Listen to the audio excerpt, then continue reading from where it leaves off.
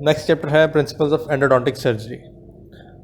तो ये relatively easy chapter है। इसमें सिर्फ आपने एक दो प्रोसीजर्स उसने बताए हैं, उसके स्टेप्स हैं सारे, और उसमें से भी सिंपल सी चीज़ें हैं जो आपको थोड़ी बहुत पता होनी चाहिए, और बाकी सिर्फ इंडिकेशंस, कॉन्ट्राइंडिकेशंस और स्टेप्स आपको पता होने चाहिए। तो रिलेटिवली जो पीछे इन्फेक्शंस के चैप्टर्स पढ़े हैं हमने, उससे ये रिलेटिवली ईजी है। तो जो नॉर्मल आपकी एंडो होती है, जिसको आप रूट कनाल कहते हैं, उसको करने को आप कहते हैं ऑर्थोग्रेड एंडोडोंटिक्स। और जब उससे आपका टूथ ट्रीट नहीं होता तो फिर सर्जिकली आपने उसको ट्रीट करना होता है, जिसमें आप एंडोडोंटिक सर्जरी परफॉर्म करते हैं। अब आपकी जो एंडोडोंटिक सर्जरी है उसमें डिफरेंट कैटेगरीज हैं ट्रीटमेंट्स की। तो यहाँ पे उसने बेसिकली 5 जो सर्जरीज़ हैं वो बताई हुई हैं। सबसे पहली आपकी है एब्सेस ड्रेनेज, यानी अगर आपकी कोई ओडोंटोजेनिक इन्फेक्शन की वजह से एब्सेस क्रिएट हो गई है तो उसको आप ड्रेन करें। दूसरी है पेरिएपिकल सर्जरी, इसको एपिसेक्टमी भी कहते हैं या रूट एंड से फिलिंग करना भी कहते हैं। थर्ड आपका हेमिसेक्शन है या रूट एम्पुटेशन, उसमें आप बेसिकली हाफ दांत को काट देते हैं और हाफ को रख लेते हैं, और या मतलब उसको ऐसे भी कह सकते हैं कि आप 2 सेपरेट दांत बना लेते हैं, या फिर हाफ पार्ट जो ज़्यादा ख़राब होता है उसको आप एक्सट्रैक्ट कर देते हैं और जो ठीक होता है उसको रख लेते हैं। और फिर इंटेंशनल रिप्लांटेशन है, ये बेसिकली ये है कि आप दांत निकाल के दोबारा अपने सॉकेट में डालेंगे। और लास्टली करेक्टिव सर्जरी है। करेक्टिव सर्जरी का मतलब है कि इडियोपैथिक तो नहीं, खैर उसको कहते हैं कि जो रिजॉर्टिव प्रोसेस हो जाए, या आपकी ने अपने प्रोसीजरल एरर की वजह से अगर कोई डिफेक्ट क्रिएट कर दिया है तो उसको ठीक करने को आप करेक्टिव सर्जरी कहते हैं। तो उसके बाद वो कुछ फैक्टर्स बता देता है जो आपकी जो पेरिएपिकल सर्जरी है उसमें सक्सेस या फेलियर को डिटरमिन करते हैं। तो वो सिंपल सी चीज़ें हैं, कोई इसमें इतनी मुश्किल चीज़ नहीं है कि अगर आपने जो रूट एंड से फिलिंग की है वो डेंस है तो उसका चांस सक्सेस का ज़्यादा होगा। पेरिडोंटल स्टेटस टूथ का हेल्दी है तो ज़्यादा होगा। जो है वो अगर जो डिफेक्ट है टूथ का, जो आप एक्सरे पे देखें तो रेडियोल्यूसेंट नज़र आएगा, वो सिर्फ 1/3 एपिकल रूट के साथ है तो उसका सक्सेस ज़्यादा है। मैक्सिलरी टीथ आप कर रहे हैं, इंसाइजर्स या मेसियोबैकल रूट ऑफ मैक्सिलरी मोलर्स, तो उनमें इसका प्रोग्नोसिस अच्छा होता है। और इस तरह ही पोस्ट ऑपरेटिव अगर आप देखें तो बोन फिल आपको फील मतलब आहिस्ता आहिस्ता वहाँ पे बोन फॉर्म होगी जहाँ पे आपने सारी इन्फेक्शन वगैरह ख़त्म की है, तो वो आपकी रेडियोल्यूसेंसी बेसिकली कम हो जाएगी, तो वो आपका अच्छा फैक्टर है। और जो पेन सिम्टम्स हैं उसके वो ख़त्म हो जाएंगे, और जो कोई साइनस बनी हुई थी तो वो ख़त्म हो जाएगी। और दूसरी बात ये कि जो मोबिलिटी है टूथ की वो डिक्रीज़ हो जाएगी। और बेसिकली इसी के ऑपोजिट जो है आप समझ लें वो फेलियर के आ जाएंगे पॉइंट्स जो है कि आपने वो ठीक नहीं किया, जो और फिलिंग थी रूट एंड से वो ठीक नहीं थी, कम थी जितनी होनी चाहिए थी उतनी नहीं थी, उसके अलावा फ्रैक्चर हुआ था, या इस तरह की जितनी भी चीज़ें आ गई। ये सिंपल सी चीज़ें हैं, ये पढ़ लें सिर्फ। तो फिर फर्स्ट जो प्रोसीजर है वो है ड्रेनेज ऑफ द एब्सेस। तो एब्सेस हमें पता है किस तरह बनती है। ओडोंटोजेनिक एब्सेस इस तरह बनती है कि केरीज हुई, बेसिकली कोई भी ऐसी चीज़ जो पल्प का नेक्रोसिस करवा देगी वो आगे जाती हुई, ट्रीट ना करवाएं तो वो उसकी इन्फेक्शन सारी जो है वो आपकी चली जाएगी पेरिएपिकल टिश्यूज़ में, और वहाँ से वो आगे जाती जाती आपकी जो है बोन इरोड करेगी और सॉफ्ट टिश्यूज़ में चली जाएगी। जब सॉफ्ट टिश्यूज़ में चली जाएगी तो वहाँ पे स्वेलिंग शुरू हो जाएगी और एब्सेस बन जाएगी। वो डिपेंड करता है कि जो पीछे सारी आपने स्पेसिस पढ़ी हैं कि वो किस स्पेस में जाती है तो किस तरह की स्वेलिंग होती है। तो जब आपकी बन जाती है एब्सेस तो आप उसको 2 तरीके से ड्रेन कर सकते हैं। बेसिकली आपने उस पस को ड्रेन होने का एक पाथ देना है। तो एक तो तरीका ये है कि जहाँ पे आपकी स्वेलिंग बनी हुई है वहीं पे आप इंसिजन दें और वहीं से उसको ड्रेन करवा दें।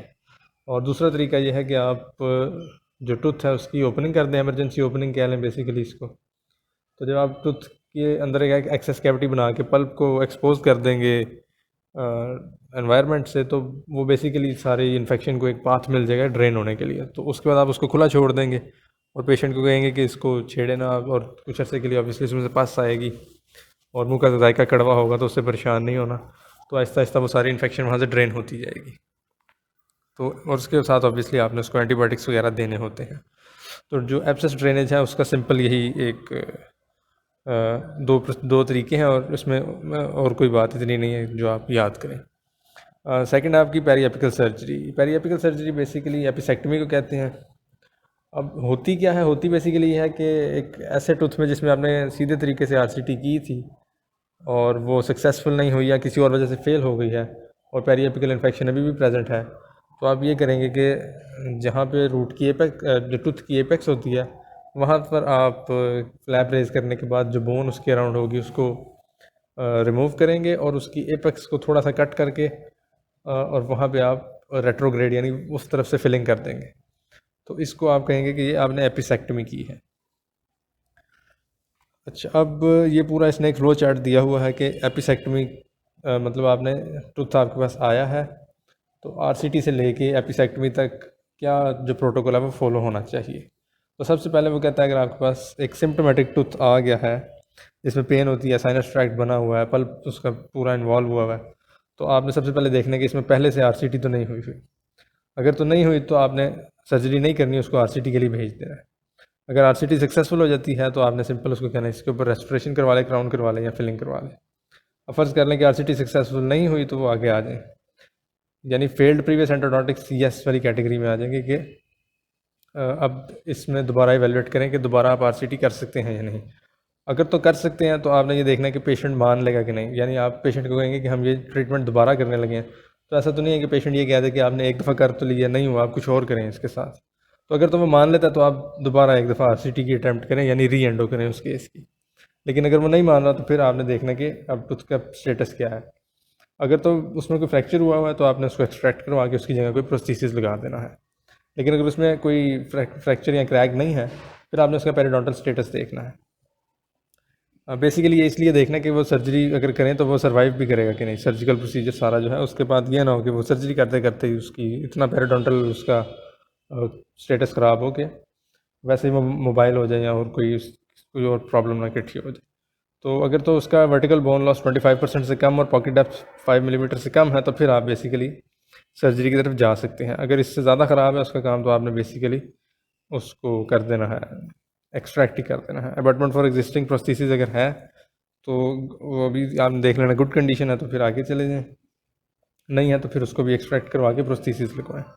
अब आपने देख लिया कि उसका पेरिडोंटल स्टेटस है, दांत तो सर्जरी बर्दाश्त कर लेगा, पेशेंट कर सकेगा या नहीं, यानी उसमें आपने उसकी सिस्टमिक कंडीशंस वगैरह सारी देख लेनी है। अगर तो वो कर लेगा तो सबसे पहले आपने फिर वही इंसिजन दे के फ्लैप उठा के सर्जिकल एक्सप्लोरेशन करनी है, यानी देखना है कि जिस एरिया में आपने एपिसेक्टमी परफॉर्म करनी है वहाँ क्या सूरत हाल है। अगर तो वहाँ भी आपको फ्रैक्चर मिल जाता है तो आपने देखना है कि किस दांत की आप कर रहे हैं। अगर तो आप एक मोलर की एपिसेक्टमी कर रहे हैं तो आपने देखना है कि टूथ पेरिडोंटली साउंड है, यानी जो आपने ऊपर देख लिया हुआ। अगर तो साउंड है तो आप उस पर रूट रिसेक्शन कर दें और उसके बाद रूट एंड फिलिंग कर दें। अगर नहीं है तो एक्सट्रैक्ट कर दें। और अगर फ्रैक्चर मिला है और वो मोलर टूथ नहीं है तो आपने बगैर पेरिडोंटल स्टेटस देके उसको एक्सट्रैक्ट करवा देना है। अब देख लें कि फ्रैक्चर नहीं मिला तो आपने सीधी सीधी उसकी रूट रिसेक्शन करके तो रेट्रोग्रेड फिलिंग कर देनी है। अब आपने उसकी रूट को थोड़ा सा भर से काटना होता है, उसके बाद जो डिफेक्ट बना होता है कैनाल उसको आपने अल्ट्रासोनिक इंस्ट्रूमेंट से प्रेप करना होता है और उसके अंदर फिलिंग कर देनी होती है। फिलिंग के बाद आपने उसका पोस्ट ऑपरेटिव रेडियोग्राफ ले लेना है और देखना है कि जो टूथ है वो 3 महीने बाद बेसिकली आपने उसका फॉलोअप रखना है। अगर तो वो ये सिम्टोमेटिक है तो आप उसकी पेरियापिकल फिल्म लें, उसमें ये हो रहा होगा कि बेसिकली आप जो एरिया अराउंड द एपेक्स के अराउंड जो एरिया है उसके अराउंड बोन बन रही होगी तो वो आपको रेडियोलुसेंसी कम होती हुई फील होगी। तो आप हर 6 महीने बाद करवाते जाएँ उसका पेरियापिकल एक्सरे। अगर तो बोन बनती जा रही है तो ठीक है, उसके ऊपर फाइनल रेस्टोरेशन कर दें। अगर ऐसा नहीं हो रहा 6 महीने बाद भी तो उसको एक्सट्रैक्ट करवा देंगे। और अगर टूथ 3 महीने बाद सिम्टोमेटिक आया है आपके पास तो भी आप उसको एक्सट्रैक्ट करवा देंगे। तो ये पूरा उसका फ्लो चार्ट हो गया कि किस केस में क्या करते जाना है, और ये पूरा अगर आप करते जाएंगे तो पॉसिबल है कि आरसीटी में ही ठीक हो जाए, वरना री आरसीटी में ठीक हो जाए, अदरवाइज़ एक्सट्रैक्शन और जो आपके पास सर्जरी है उसका ऑप्शन अवेलेबल है। नेक्स्ट आपकी हैं इंडिकेशंस कि आपने कौन सी वो कंडीशंस हैं जिनमें आपने एपिकल जो है सर्जरी वो परफॉर्म करनी है, यानी एपिसेक्टमी परफॉर्म करनी है। तो बेसिकली कोई भी प्रोसीजर या कोई भी कंडीशन जो है जिसमें आपने रूट कनाल करने के बाद आपकी जो इन्फेक्शन है वो ख़त्म नहीं हुई तो वो आपकी एक इंडिकेशन बन जाएगी एपिसेक्टमी की। और दूसरी कंडीशन ये है कि आप किसी वजह से कन्वेंशनल रूट कनाल थेरेपी नहीं कर सकते तो वो कंडीशन या बन जाएगी, इंडिकेशन बन जाएगी एपिसेक्टमी के लिए। तो इसमें जो पहली चीज़ बताई है वो एनाटॉमिकल प्रॉब्लम्स है। उसमें डिफरेंट चीज़ें हैं कि कैल्सिफिकेशन तो नहीं है, कोई रूट का कर्वेचर ज़्यादा तो नहीं है, या रूट कनाल्स कंस्ट्रिक्टेड तो नहीं है। अब ये सारी वो चीज़ें हैं जो आपको कन्वेंशनल रूट कनाल ट्रीटमेंट करने से रोक रही हैं, तो इस केस में आप एपिसेक्टमी की तरफ जा सकते हैं। दूसरा है रेस्टोरेटिव कंसिडरेशंस। वो कहता है फॉर एग्जांपल आपके जो टूथ है उसके ऊपर क्राउन हुआ है, और नीचे जो जब आपने क्राउन किया था तब आरसीटी नहीं की थी, वैसे ही किया था, तो अब उसमें इन्फेक्शन हो गई हुई है। तो होगा ये कि आप उसमें जो एक्सेस है वो नहीं ले पाएंगे जिस तरह नॉर्मल आरसीटी किट उसमें लेना पड़ता है। तो अगर वो पेशेंट नहीं चाहता कि उसका क्राउन उतारा जाए, वो कहता है कि इसी तरह करो, तो फिर आप उसकी कन्वेंशनल तरीके से आरसीटी नहीं करेंगे और उसकी इन्फेक्शन रिमूव करने के लिए आप एपिसेक्टमी कर देंगे। फिर उसकी इंडिकेशन है हॉरिजॉन्टल रूट फ्रैक्चर। तो वो कहता है इस केस के अंदर अगर होता है, अगर एपिकल थर्ड में आपका हुआ ना फ्रैक्चर, तो एपिकल थर्ड की आपकी हो जाती है नेक्रोसिस, पल्पल नेक्रोसिस हो जाएगा। तो इसमें वो कहता है कि एक तरीका आप ये कर सकते हैं कि क्रोनल पार्ट जो है रूट का उसका आप कन्वेंशनल आरसीटी से कर दें, और जो एपिकल थर्ड है उसमें आप एपिसेक्टमी परफॉर्म कर दें। फिर आपकी इरिट्रीवेबल मटेरियल इन द कनाल है, ये भी बेसिकली एक ऐसी चीज़ है जो आपको कन्वेंशनल आरसीटी से रोक रही है। तो वो आपके मटेरियल भी हो सकता है, कोई फाइल ब्रेक हो जाए वो हो सकती है, पहले से एंडोपोस्ट लगी हुई है वो हो सकता है, या इस तरह की कोई भी चीज़ जो आपके कनाल के अंदर पड़ी है और आप उसको रिट्रीव बाहर नहीं निकाल सकें आफ्टर अटेम्प्टिंग, तो उसमें आप एपिसेक्टमी करेंगे। फिर प्रोसीजरल एरर है, उसमें भी इस तरह की चीज़ें आ जाएंगी कि कोई इंस्ट्रूमेंट ब्रेक हो गया, अंदर लेज बन गई है, परफोरेशन हो गई है, जिसकी वजह से आप कन्वेंशनल आरसीटी नहीं कर पा रहे, तो एपिसेक्टमी कर दें। या फिर यही है कि आरसीटी के बाद भी जो लीजन है वो रिजॉल्व नहीं हो रही, तो वो एपिसेक्टमी की इंडिकेशन हो जाएगी। फिर उसकी कॉन्ट्राइंडिकेशन है, ये भी सिंपल है। सबसे पहले वो कहता है कि आपने आरसीटी तो की लेकिन वो ठीक नहीं हुआ, लेकिन आपको ये नहीं पता कि वो क्यों नहीं ठीक हुआ, तो आप उसमें एपिसेक्टमी की तरफ फ़िलहाल ना जाएं, पहले कॉज फाइंड करें कि क्यों नहीं हुआ, और उसके बाद जब कॉज मिल जाए तो उसके बाद आप फिर पूरा प्लान बनाएं उसके लिए। फिर है कि जब कन्वेंशनल एंडोडोंटिक ट्रीटमेंट पॉसिबल है, कि एक दफ़ा चले मान लेते हैं कि आपने आरसीटी की और वो ठीक नहीं हुई, तो आप री एंडो की तरफ जा सकते हैं, और अगर री एंडो का ऑप्शन है और पेशेंट करवा रहा है अपनी कंसेंट से, तो आप एपिसेक्टमी की तरफ ना जाएं, एक दफ़ा दोबारा कन्वेंशनल आरसीटी करके देख लें। अब फिर ये है simultaneous root canal treatment and apical surgery. इसमें बेसिकली वो ये कहता है कि दोनों चीज़ें इकट्ठी करने का कोई इतना फ़ायदा नहीं है। तो अगर आपने ये प्लान बनाया है कि दोनों इकट्ठी करनी है या एपिसेक्टमी परफॉर्म करने का प्रोग्राम है, तो वो कहता है कि ट्राई कर लें कि पहले आप कन्वेंशनल आरसीटी कर लें। अगर कन्वेंशनल आरसीटी के बाद उसकी प्रॉब्लम ठीक नहीं होती, फिर आप एपिसेक्टमी की तरफ जाएं। दोनों प्रोसीजर इकट्ठे ना करें, जैसे उसने पीछे हॉरिजॉन्टल रूट फ्रैक्चर में बताया था। तो हॉरिजॉन्टल रूट फ्रैक्चर आप समझ लें इस एक कंडीशन के अलावा दोनों चीज़ें इकट्ठी कॉन्ट्राइंडिकेटेड। फिर एनाटॉमिक कंसिडरेशंस हैं, ऑब्वियसली आपने सर्जरी करनी है, तो अगर कोई इंपॉर्टेंट वेसल या इंपॉर्टेंट नर्व या इंपॉर्टेंट स्ट्रक्चर जो है वो आपकी सर्जिकल फील्ड के अंदर आ रहा है और डैमेज होने का उसको खतरा है, तो वो आपकी कॉन्ट्राइंडिकेशन हो जाएगी। अपर में कर रहे हैं तो मैक्सिलरी साइनस आ जाती है, लोअर में कर रहे हैं तो मेंटल नर्व आ जाएगी, या अगर इन्फीरियर एल्वियोलर नर्व आ सकती है, अगर कोई पोस्टीरियर टीथ के कर रहे हैं। तो इस तरह की जितनी भी चीज़ें अगर इंपॉर्टेंट नर्व वेसल आ रही है आपकी सर्जिकल फील्ड के अंदर, तो वो बेसिकली आपकी कॉन्ट्राइंडिकेशन हो जाएगी। फिर poor crown to root ratio है। अब बेसिकली आपने एपिसेक्टमी में ये करना है कि एपिकल साइड थर्ड से थोड़ी सी रूट काट देनी है।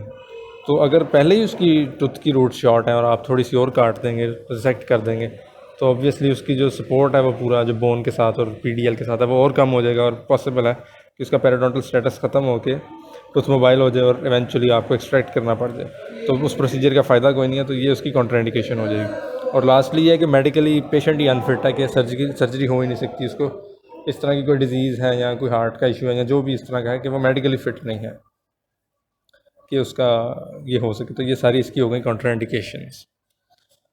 अब नेक्स्ट है कि प्रोसीजर में करना क्या है। तो सबसे पहले वो कहता है आपने उसको एंटीबायोटिक्स देनी है, प्री ऑपरेटिव प्रोफाइलेक्टिक एंटीबायोटिक्स देनी है, कि उसको कहना है कि प्रोसीजर से पहले आपने ये लेकर आनी है। और उसमें जो सबसे जो कहते हैं देने जो कॉमन है देने के लिए वो पेनिसिलिन है, वो 2 ग्राम्स दे सकते हैं। अगर वो नहीं एलर्जिक हैं या वो नहीं दे सकते तो फिर क्लिंडामाइसिन देंगे 600 mg।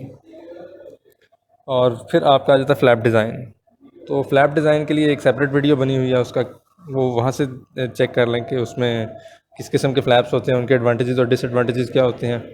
और फिर आ जाता है आपका थर्ड स्टेप है कि एनेस्थीसिया किस तरह देना है आपने। यानी आपने पेशेंट को सबसे पहले प्री ऑप तैयार किया, एंटीबायोटिक्स दे के, फिर आपने उसकी कंडीशन दे के फ्लैप डिज़ाइन कर लिया कि इसमें ये वाला फ्लैप मैंने रेज़ करना है, और अब आप उसको एनेस्थीसिया दे के बेसिकली फ्लैप रेज़ करने लगे हैं। तो एनेस्थीसिया में कहते हैं जो नॉर्मली दे रहे होते हैं, अपर में कर रहे हैं तो आप इन्फिल्ट्रेट देंगे, और लोअर में कर रहे हैं तो आप ब्लॉक देंगे।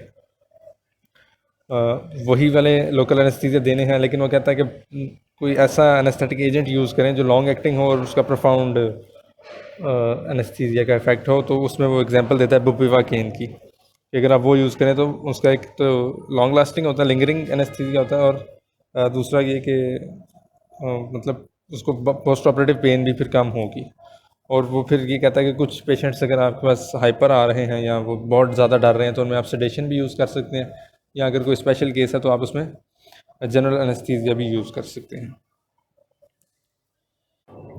और फिर जब एनेस्थीसिया दे देंगे तो आपने इंसिजन दे के फ्लैप रेज करना है। तो इंसिजन आपकी बेसिकली फुल म्यूकोपेरियोस्टियल होनी चाहिए, यानी आपने पेरियोस्टियम भी बोन से उठा देनी है जब आपने इंसिजन देनी है। तो फ़र्ज़ कर लें कि आप फुल म्यूकोपेरियोस्टियल फ्लैप उठा रहे हैं, तो आपने सारी जो इंसिजन देनी है उसके बाद वर्टिकल रिलीजिंग इंसिजन है, वहाँ से आपने पेरियोस्टियल एलिवेटर डाल के उसको फ्री करवाना है नीचे से, और इस तरह उठाना है कि पेरियोस्टियल एलिवेटर जो है आपका वो बोन को कांटेक्ट कर रहा हो और पेरियोस्टियम तक सारा जो फ्लैप है वो उठ जाना चाहिए। और उसके बाद जब वर्टिकल जो इंसिजन्स हैं वो आप रेज़ कर लेंगे तो उसके बाद आपने हॉरिजॉन्टल कंपोनेंट को रेज़ करना है, और सारा उठाने के बाद आपने उसको देखना है कि अब आगे बोनी डिफेक्ट कहाँ पे है और सारा कुछ ये। तो कहते हैं इस तरह है कि जब आप वो एक कह लें टनल सी बना लेते हैं, जो शार्प एंड होता है ना पेरियोस्टियल एलिवेटर का, उससे आप टनल सी बना लेते हैं, और उसके बाद ब्रॉड एंड को डाल के स्लाइड करते हैं बोन के ऊपर, और ये मेक श्योर करना होता है कि आपका जो पेरियोस्टियल एलिवेटर है वो बोन को कांटेक्ट कर रहा है जब आप स्लाइड कर रहे हैं। जब आप स्लाइड करते हैं तो सारी पेरियोस्टियम जो है वो फ्री हो जाती है बोन से, और उसके बाद आपका सारा फ्लैप फ्री हो जाता है। और उसमें जो इम्पॉर्टेंट बात उसने यहाँ पे बताई है वो मैं पहले भी दूसरी वीडियो में बता दी कि जो सबसे सक्सेसफुल फ्लैप है वो आपका full mucoperiosteal with vertical releasing incisions है, जिसमें ऑब्लिक इंसिजन्स नहीं होंगी, वर्टिकल रिलीजिंग इंसिजन्स होंगी। नेक्स्ट आपका है कि अब फ्लैप उठा लिया आपने और अब पेरिएपिकल एक्सपोजर करना है। तो वो कहता है यूजुअली जहाँ पे डिफेक्ट होता है वहाँ पे जो बोन होती है वो थोड़ी सी नेक्रोज्ड हुई होती है, सॉफ्ट हुई होती है, क्योंकि अब ऑब्वियसली पेरिएपिकली इन्फेक्शन पड़ी होती है। तो वो उससे आपको थोड़ा सा आइडिया हो जाता है कि इसके अराउंड आपके दांत की एपेक्स होगी। तो वहाँ पे आपने मर लगा के उसको जो उसके अराउंड एरिया है, पेरिएपिकल एरिया है, उसको वाइड करना है थोड़ा सा। तो अब वो थोड़ी सी वो हैंड पीसीज के बारे में बात बताता है कि इस केस में आपने करते हो एयर एम्फेजीमा को जो है वो प्रिवेंट करना है। तो उसके लिए जो आपके होते हैं बेसिकली जो नॉर्मल हैंड पीसीज होते हैं जिनमें एयर के थ्रू जो चलते हैं वो यूज़ ना करें। वो कहता है इलेक्ट्रिकल हैंड पीसीज यूज़ करें, या जो hand piece nitrogen gas use करते हैं ना वो यूज़ करें, तो एयर एम्फेसीमा नहीं होता। और दूसरी बात वो ये बताता है कि जो भी हैंड पीस आप यूज़ कर रहे हैं उसके साथ आपने इरीगेशन जो है ना वो ज़्यादा अच्छी रखनी है। तो जितनी आपकी अच्छी इरीगेशन होगी उतना आपका एक तो ओवर जो बोन होगी सारी वो ज़्यादा हीटअप नहीं होगी, और दूसरा आपका एयर एम्फेसीमा नहीं होगा। तो जितनी भी आपने उसके अराउंड बोन आपको रिमूव करने की ज़रूरत है वो आप करें। इतनी कर लें कि एक तो एडजेसेंट टीथ की बोन जो है वो ना हो कॉम्प्रोमाइज़, और दूसरा ये कि इतना एक्सेस आपको मिल जाए कि आप इजीली अपना प्रोसीजर कर लें। तो वो कहता है कि ये सोच के आप बोन कम कट ना करें कि ज़्यादा मैंने कम कर दी तो पता नहीं बनेगी कि नहीं बनेगी। वो ये बेसिकली बताता है कि जितनी मर्ज़ी आप बोन रिमूव कर दें वो बोन रीफॉर्म हो जाएगी दोबारा, तो इसका इशू नहीं है। और दूसरा वो दो एहतियातें बताता है। पहली एक बताता है कि आपने जो है ना जब बना रहे हैं सारा ये जो एक्सेस बना रहे हैं भर से, तो आपने जो है उस वक्त रूट रिसेक्ट नहीं करनी। सबसे पहले आपने सारी बोन रिमूव करके रूट को आइडेंटिफाई करना है। और दूसरी बात वो ये बताता है कि जो लोअर इंसाइजर होते हैं वो यूजुअली करीब होती हैं उनकी रूट्स की एपेक्स, तो अक्सर ये हो जाता है कि गलत रूट की एपेक्स को ट्रीट कर देते हैं। तो उसके लिए भी आपने केयरफुल रहना होता है कि आप ठीक टूथ की जिसकी एपिसेक्टमी इंडिकेटेड है उसी की कर रहे हैं, साथ वाले की ना हो जाए। और जब आपने सारा ये जो बोन थी वो रिमूव करके बना लिया है अपने लिए एक्सेस, तो उसके बाद आपने किरोटाज करना है। जो बोन रह जाएगी उसका किरोटाज करेंगे बेसिकली। और अगर उसकी हिस्टोलॉजिकल एग्जामिनेशन इंडिकेटेड है तो आप वो उसकी बायोप्सी भी करवाएंगे। अब जब आपने क्यूरेट से सारी वो जो बोन है वो रिमूव किया तो ऑब्वियसली वहाँ पे थोड़ी सी ब्लीडिंग भी होगी और उसको आपने थोड़ा सा रिमूव भी करना है। और वो कहता है अगर ज़्यादा ब्लीडिंग हो रही है तो आप उसको हीमोस्टैटिक एजेंट यूज़ कर सकते हैं उसके अंदर, और जब वो कब ब्लीडिंग रुक जाए तो आप उसको रिमूव कर दें। उसमें भी एग्जांपल आपकी है कि आप कॉटन के ऊपर लोकल एनेस्थीसिया लगाएं और उसको थोड़ी देर के लिए वहाँ पे रख दें, तो उसमें क्योंकि एपिनेफ्रिन होता है तो वो वेजो कंस्ट्रक्शन करवाएगा और आपकी ब्लीडिंग थोड़ी सी कम हो जाएगी।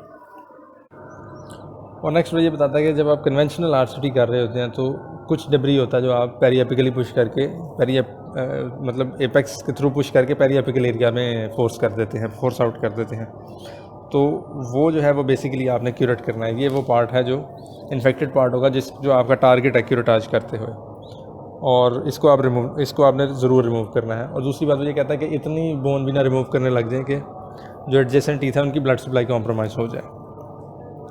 और फिर इंपॉर्टेंट बात वो ये बताता है कि ज़रूरी नहीं है कि सारा ही जो इन्फ्लेम टिश्यू है वो आपने क्यूरेटाज से रिमूव करना है। कुछ अगर इनएक्सेसिबल एरियाज़ में है या ऐसे एरियाज़ में जहाँ जाएंगे तो कोई स्ट्रक्चर ना इन्वॉल्व हो जाए तो आप वहाँ पे कुछ इन्फ्लेम टिश्यू छोड़ सकते हैं। वो ऑटोमेटिकली बाद में जब इन्फेक्शन की जो सोर्स है वो ख़त्म कर देंगे तो वो ऑटोमेटिकली हील हो जाएगा।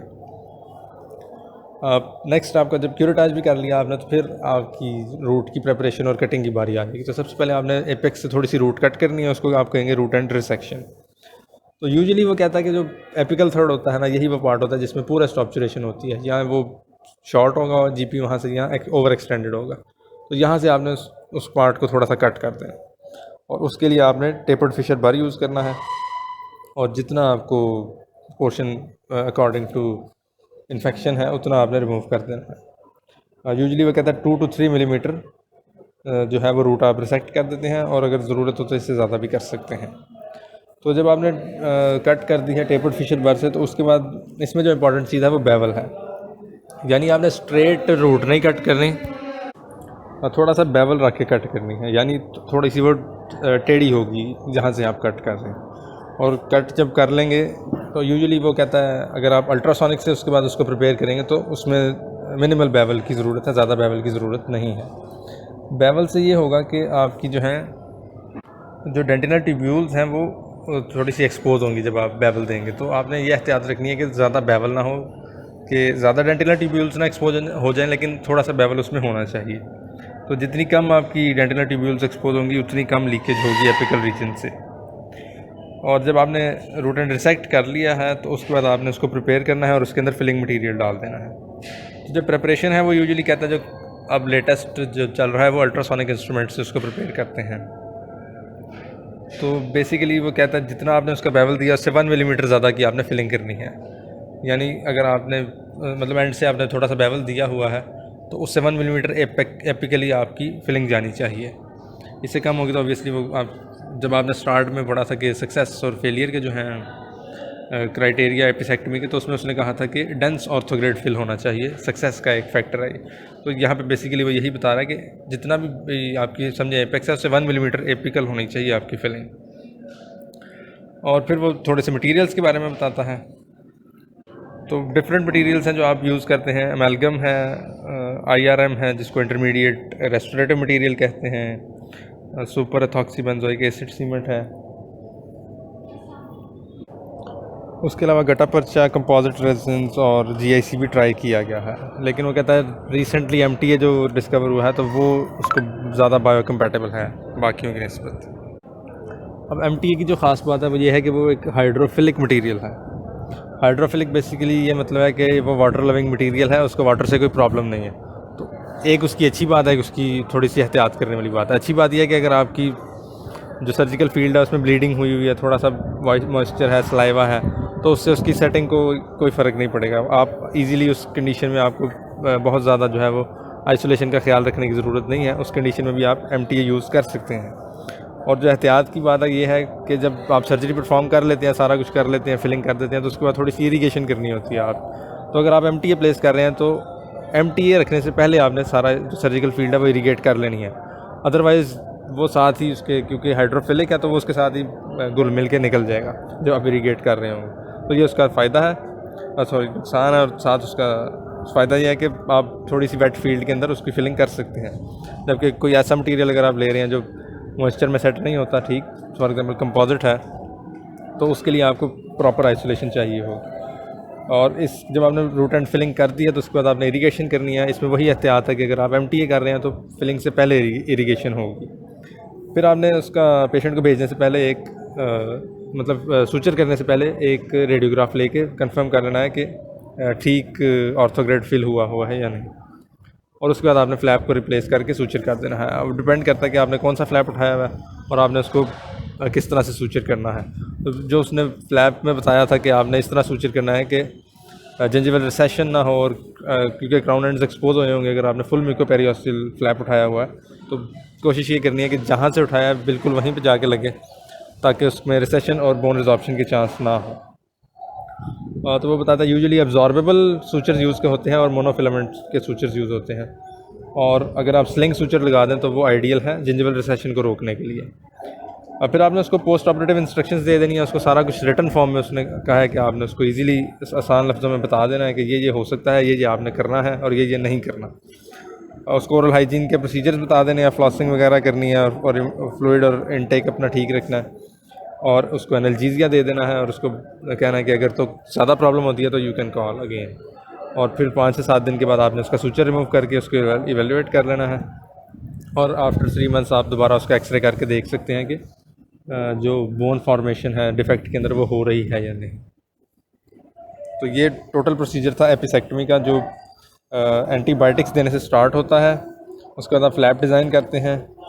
फ्लैप डिज़ाइन करने के बाद आपने उसको एनेस्थीसिया देना है, और उसके बाद आपने उसकी इंसिजन करके फ्लैप रेज करना है। जब फ्लैप रेज हो जाएगा तो आपने उसका जो रूट का एपेक्स है उसको बर से एक्सपोज करना है, वहाँ से बोन रिमूव करके, वहाँ से जो सारा इन्फ्लेम टिश्यू है वो क्यूरेटाइज करके रिमूव करना है। जो रूट की एपेक्स है उसको थोड़ा सा कट करके आपने बेवल बना देना है थोड़ा सा, और वहाँ पे फिर अल्ट्रासोनिक टिप से उसको प्रिपेयर करके आपने उसके अंदर जो फिलिंग मटेरियल है वो डालना है। इरीगेट करना है। अगर एमटीए से कर रहे हैं तो इरीगेट पहले करेंगे और फिलिंग बाद में करेंगे। उसका रेडियोग्राफ लेकर तसल्ली करने के बाद आपने उसको सूचर कर देना है, उसको पोस्ट ऑपरेटिव इंस्ट्रक्शंस दे के भेज देनी है। तो ये जो है ना सिंपल सा प्रोसीजर है कि आपने एपिसेक्टमी कैसे करनी है।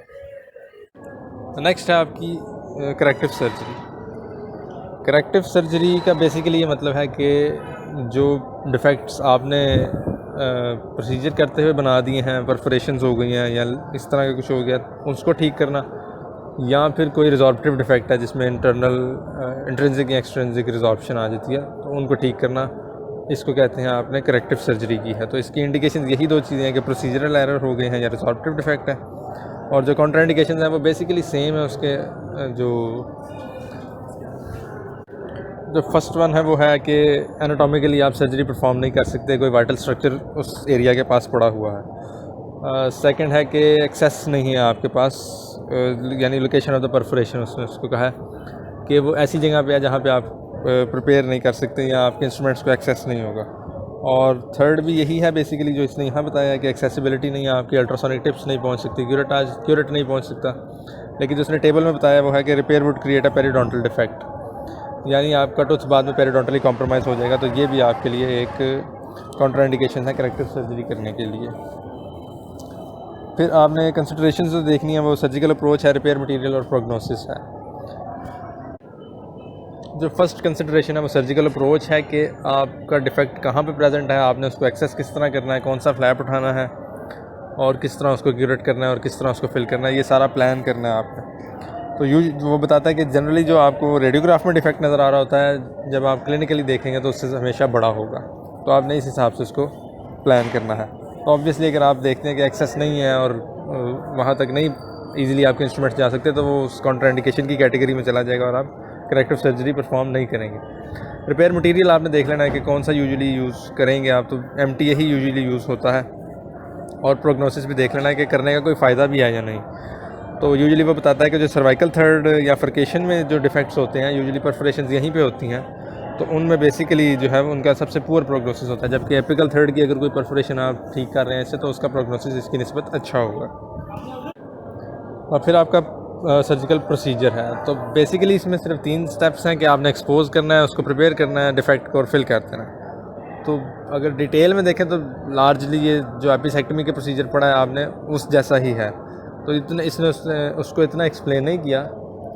बेसिकली जनरली उसने यही बताया कि आपने सबसे पहले फ्लैप अपना डिज़ाइन कर लेना है। तो वो कहता है इतना एक्सटेंसिव फ्लैप नहीं चाहिए होता इस सर्जरी के लिए, तो आप सिंपल सर्कुलर इंसिजन दे के तो एक वर्टिकल रिलीजिंग इंसिजन दे के भी फ्लैप उठा सकते हैं, तो वो 3 कॉर्नर्ड फ्लैप हो जाएगा। लेकिन फ्लैप आपका फुल थिकनेस होगा, यानी म्यूकोपेरियोस्टियम तक आपने रेज कर लेनी है, सारा उठाया होगा।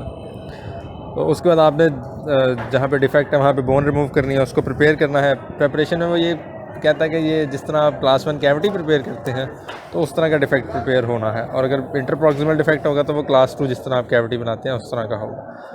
तो आप अगर ये विजुअलाइज़ नहीं होता इजीली तो आप सिंपल ये समझ लें कि जितना आपका डिफेक्ट है उसके इर्द गिर्द आपने बोन इस तरह रिमूव करनी है कि जिस तरह क्लास 1 कैविटी बनाते हैं। और उसके बाद आपने अपना जो भी जो मटेरियल है वो फिल कर देना है और उसको सूचर कर देना है। उसको फॉलोअप पे रखेंगे और देख लेंगे कि उसके अराउंड बोन बन रही है या क्या हो रहा है। और ये सारा उसका जो पोस्ट ऑप है वो सारा एपिसेक्टमी वाला जो उसने बताया वही होना है। फिर वो फ्रैक्चर्स के बारे में थोड़ा सा बताता है कि इन केसेस के अंदर यूजुअली फ्रैक्चर्स हुए होते हैं। तो वो कहता है जनरल तो बेसिकली ये है कि जब आपका टुथ का फ्रैक्चर हुआ होगा तो आपका जो प्रोग्नोसिस है सर्जरी का वो काफ़ी कम हो जाएगा, पुअर हो जाएगा। तो वो कहता है यूजुअली मैंडिबुलर मोलर्स और मैक्सिलरी प्री मोलर्स वो टीथ हैं जिनमें occult vertical root fractures present होते हैं। तो वो कहता है डेफिनेटली तो आपको सर्जिकल एक्सप्लोरेशन के बाद ही पता चलता है कि इसमें फ्रैक्चर है या नहीं, लेकिन कुछ साइंस हैं जो आपके एक्सरे पर आपको बता सकते हैं कि इसमें पॉसिबल है कि फ्रैक्चर हो। तो उसको आप एक्सरे पर देखें अगर तो वर्टिकल रूट फ्रैक्चर आपको जे शेप्ड रेडियोलुसेंसी में नज़र आता है या हेलो टाइप रेडियोलुसेंसी में नज़र आता है। तो पेरीएपिकली इन्फेक्शन की जो रेडियोलुसेंसी होती है उसको वाइडेंड पेरिडोंटल लिगामेंट स्पेस के साथ जो है ना मिला के अगर देखें तो एक जे शेप बनी होती है, जो आप समझें कि जो आपकी फर्केशन है वहाँ तक जा रही होती है। तो अगर ये आपको साइन मिल रहा है रेडियोग्राफ के ऊपर तो इससे पॉसिबल है, आप कह सकते हैं कि पॉसिबल है कि इस केस में आपका वर्टिकल रूट फ्रैक्चर हुआ होगा और इस केस में आपकी सर्जरी की जो प्रोग्नोसिस है वो काफ़ी कम हो जाएगा।